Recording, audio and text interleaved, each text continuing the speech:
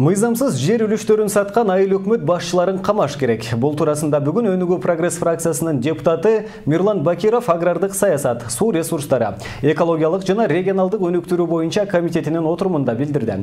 Анда эл өкүлдөрү мамлекеттин менчигиндеги жерлер мыйзамсыз сатылып жаткандыгын талкуулашты. Аталган комитеттин бүгүнкү отурумунан кабарчыбыздын материалы. Аталган комитеттин бүгүнкү отурумунда эл өкүлдөрү Талас облусунун Бакайта районундагы жергиликтүү бийлик органдары мыйзамсыз жер үлүштөрүн сатып жаткандыгын талкуулашты.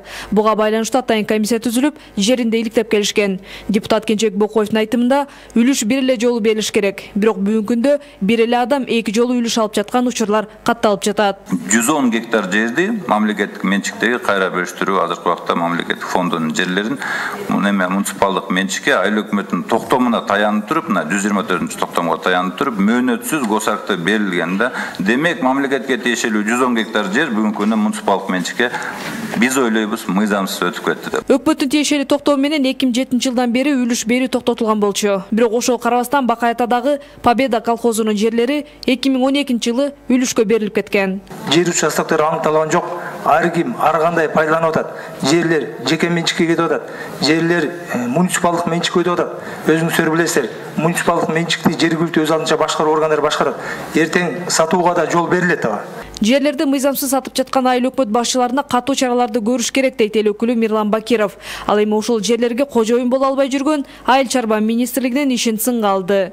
Айыл чарба министрлиги сиздер түздөн-түз азык-түлүк коопсуздугуна, айыл чарба багытындагы жерлердин туура пайдаланышына, айыл чарба багытынын жерлерин көбөйтүүнү кызыктар болушуңар керек.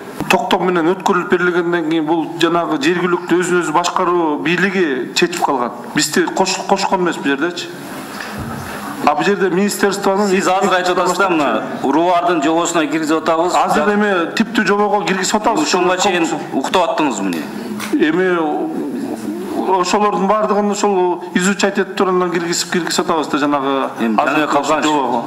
Уйкуну азыраак кылып, давай мына ошондорду оперативный башташ керек да эми. Качанга чейин ушинтип маселе көтөрүлгөндө биз киргизип атабыз, баштап атабыз, жазып атабыз деген жооп менен. Маселе көтөрүлгөнгө чейин биз жасап атканбыз булардычы. Показатель кылып туруп, 1-2 айыл өкмөтүн камамай сайын жер маселеси боюнча маселе токтобойт.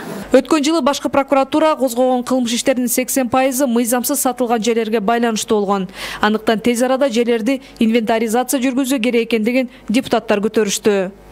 Колунан келгендер, бийлиги барлар, акчасы барлар, алар жерди ала берет, сатып ала берет.